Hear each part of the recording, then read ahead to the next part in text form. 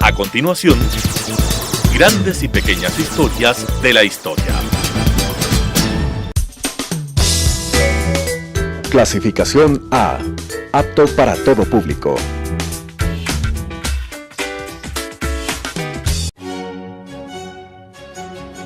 La historia está hecha de lo que unos quisieran olvidar y lo que otros no pueden olvidar.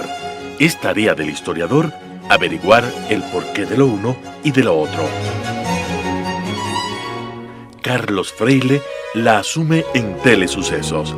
Con ustedes, grandes y pequeñas historias de la historia. ¿Cómo están, estimados amigos de TV Sucesos y Radio Sucesos? Les saluda Carlos Freile, profesor de la Universidad San Francisco de Quito, aquí en su programa Grandes y Pequeñas Historias de la Historia. Mis respetados amigos que tienen la bondad de escucharme, de verme por televisión, saben que de vez en cuando me refiero a algún aniversario, centenario, etcétera, de acontecimientos históricos. Dentro de pocos días se van a recordar los 300 años de la fundación de la masonería, que fue fundada el 24 de junio de 1717. Por esta razón voy a comentar los orígenes de la masonería basándome en escritos de especialistas en el tema, de pertenecientes a esa orden, de tal manera que vamos a hablar simplemente de esto, el origen por estos 300 años, ¿verdad?, de la masonería. La palabra masón, como es conocido, viene del francés y significa albañil, porque tienen que ver, según sus tradiciones, con los albañiles de la Edad Media que construían catedrales. Se suele decir que se llaman francmasones porque la palabra franco significa libre, entonces serían los albañiles libres. Todos nosotros sabemos que en la Edad Media los diferentes oficios se reunían en gremios, que a su vez estaban vinculados con cofradías religiosas. Entre estas cofradías, gremios, hermandades, en fin, hay una serie de nombres para estas asociaciones, de las cuales también hablé alguna vez hace algunos años. Eran muy importantes los de albañiles, porque eran los encargados de construir, sobre todo las grandes iglesias. No se olviden ustedes que en la Edad Media, como la llamaron los esposos Durán, la edad de la fe, en la Edad Media era importantísimo para el pueblo que en el medio de la urbanización del grupo urbano, del núcleo urbano, estuviese una iglesia. Y mientras más importante se creía el pueblo, la población, pues más grande debía ser la iglesia, sobre todo si es que era capital de algún distrito, de algún sector, donde residía un obispo, por consiguiente era una iglesia catedral. Entonces los albañiles construían catedrales. Los más importantes eran los llamados albañiles de tracería, que ahora serían los arquitectos.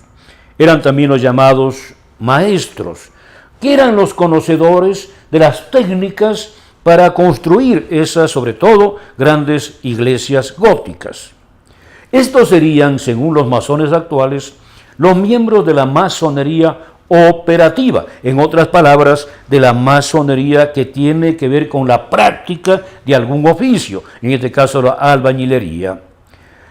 Se dice también que, esto dicen los historiadores de la técnica, de la albañilería, etc., esto está en los libros de historia medieval, que los picapedreros, también se dividían en dos grandes grupos. Aquellos que eran los que tallaban piedras comunes, ¿verdad? Pero había también otros que tallaban una piedra especial, una piedra más suave, llamada franc-pierre. piedra libre. Entonces, francmasón sería, según otros, no los albañiles libres, sino que serían los picapedreros que trabajan en piedra franca. En otras palabras, una categoría superior de picapedreros. Dicen los especialistas que cerca del lugar donde trabajaban erigían una choza, a la que llamaban lodge o posada. Ahí guardaban sus herramientas, comían, etc. Porque se les se les dedicaba un tiempo libre a lo largo del día, etc. No dormían ahí, sino que guardaban sus herramientas, descansaban un poco, etc. Esto lo tomo de Jasper Ridley, Los masones, la sociedad secreta más poderosa de la Tierra, publicada en Buenos Aires en el año 2000.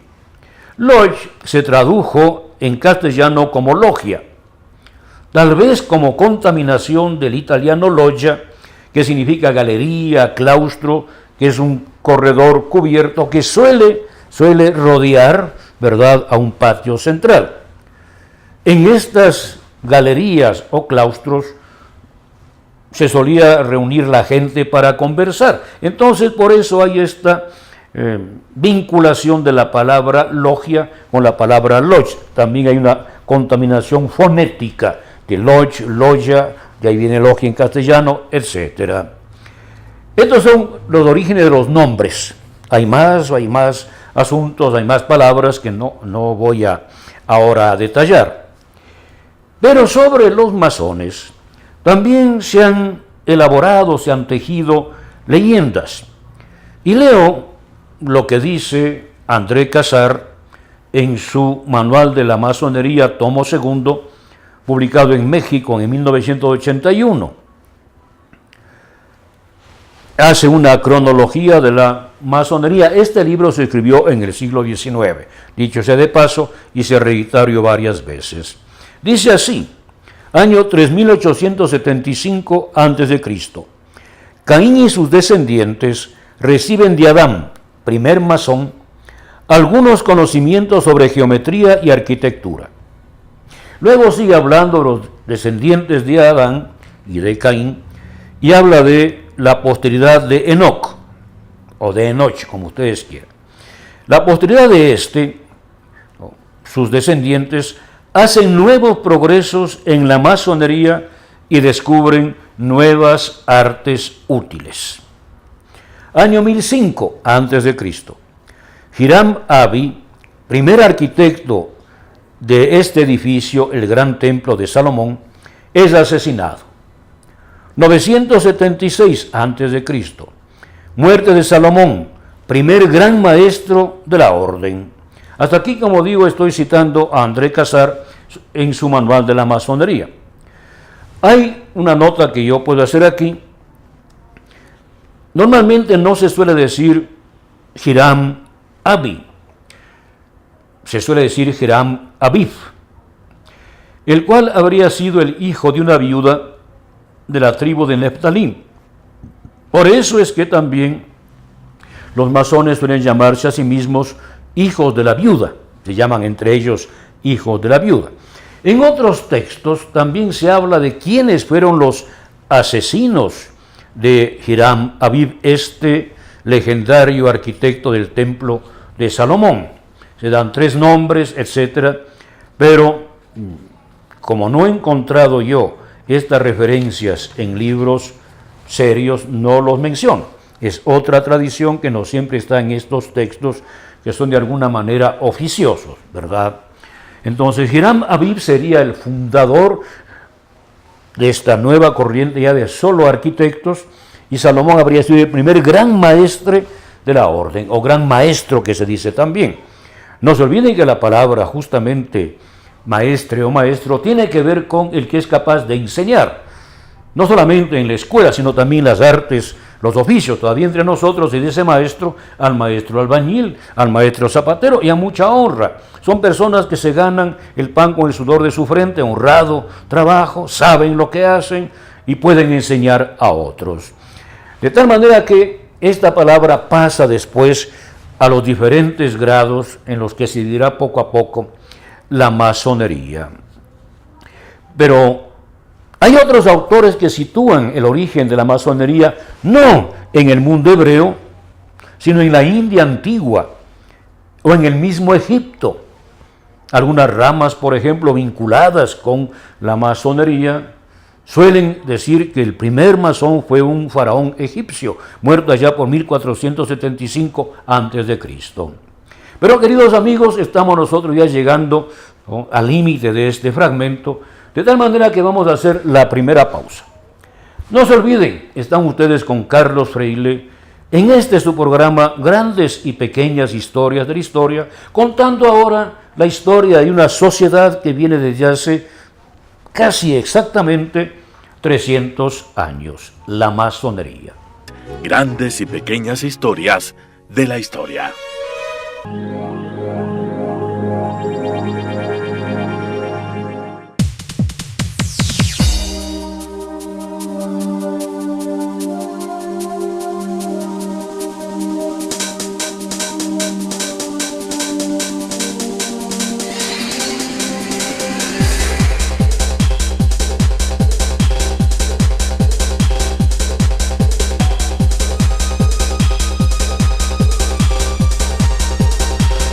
Telesucesos, por Quequito TV.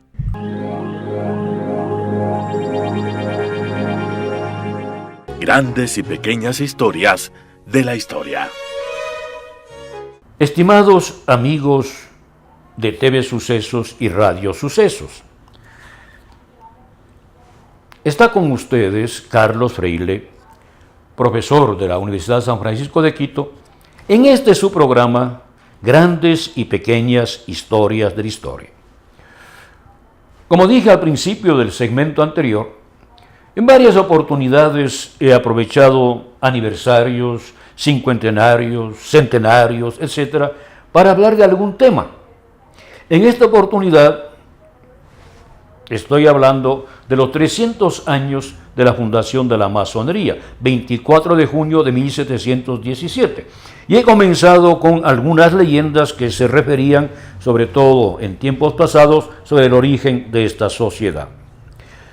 Dicen pues estos señores que esta sabiduría antigua, que viene desde siglos de siglos antes del cristianismo, se habría mantenido entre los judíos. Y ellos habrían transmitido justamente estas enseñanzas de los maestros antiguos a los griegos y romanos. Con ellos, con griegos, con romanos sobre todo, se habría iniciado la segunda etapa, que sería la masonería especulativa.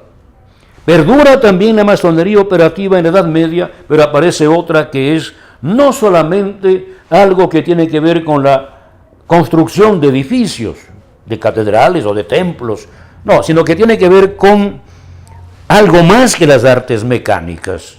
Según todas estas leyendas, todas estas historias, todos los grandes hombres de la humanidad habrían pertenecido a esta orden. Por ejemplo, entre ellos Jesús. Hay un escrito que dice que Tiberio, también masón, habría castigado a Poncio Pilatos por haber castigado a Jesús con la pena de muerte en la cruz, siendo Jesús masón. En la Edad Media, también se suele vincular a los masones con los caballeros templarios. Los historiadores, si ustedes quieren, académicos, los historiadores que basan sus escritos, sus investigaciones en documentos fehacientes, fidedignos, auténticos, etc., pues no dan valor a estas historias. Los caballeros templarios fueron fundados en el año 1119 en el Templo de Jerusalén, por eso se llaman templarios, aunque hay otras tradiciones también.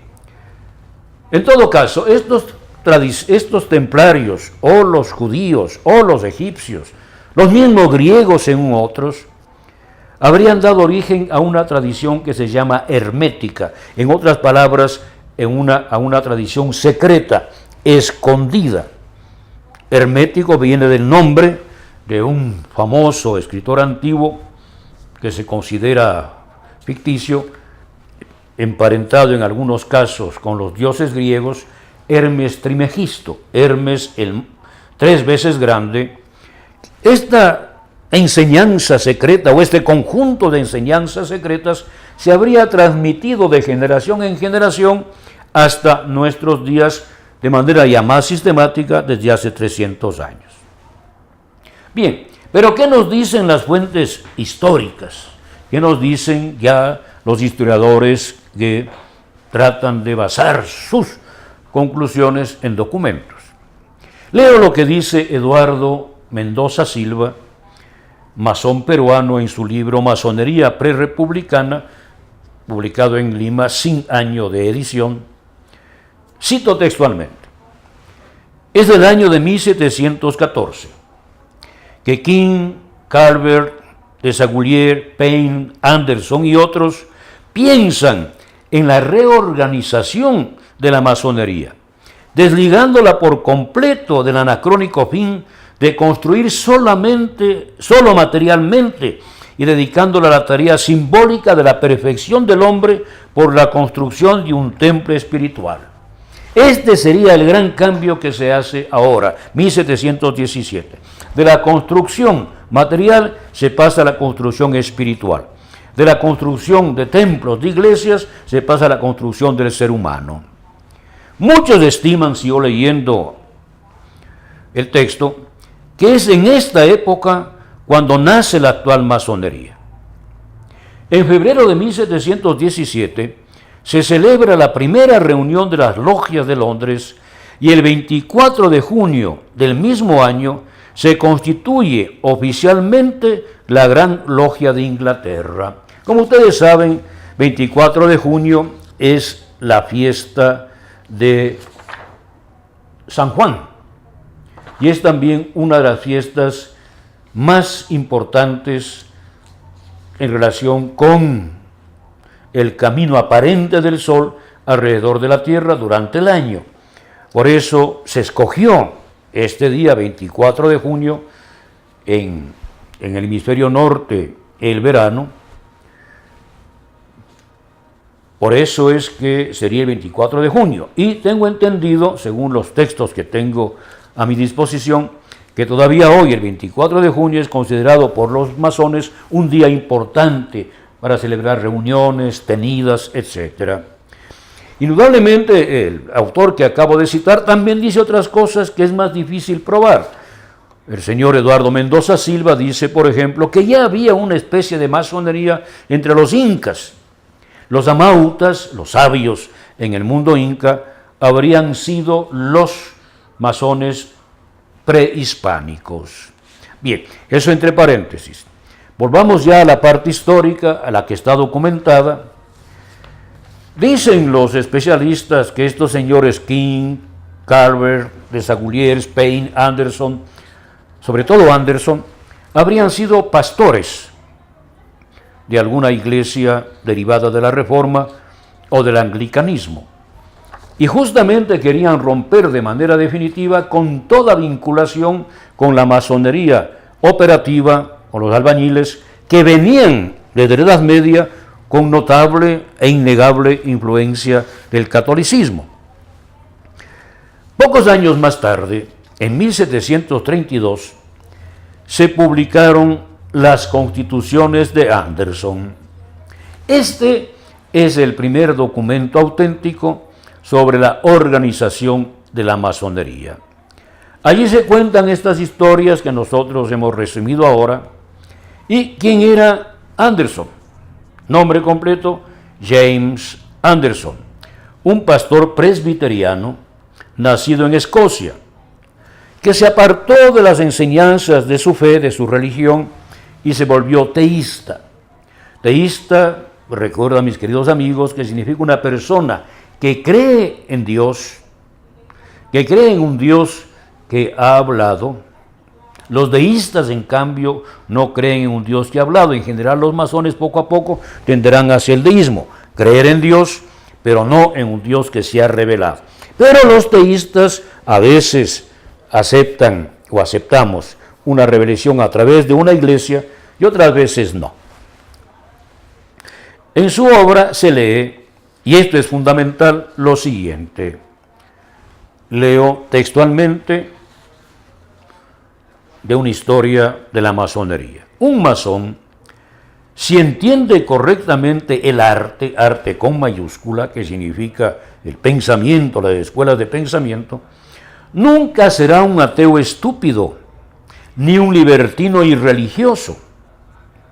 Un masón, repito, si entiende correctamente el arte, nunca será un ateo estúpido, ni un libertino irreligioso. Pero aunque en tiempos antiguos a los masones se les encargó en todo país que fueran de la religión de ese país o nación, cualquiera que fuera, sin embargo, ahora se piensa más útil obligarlos solo a esa religión en la que todos los hombres concuerdan.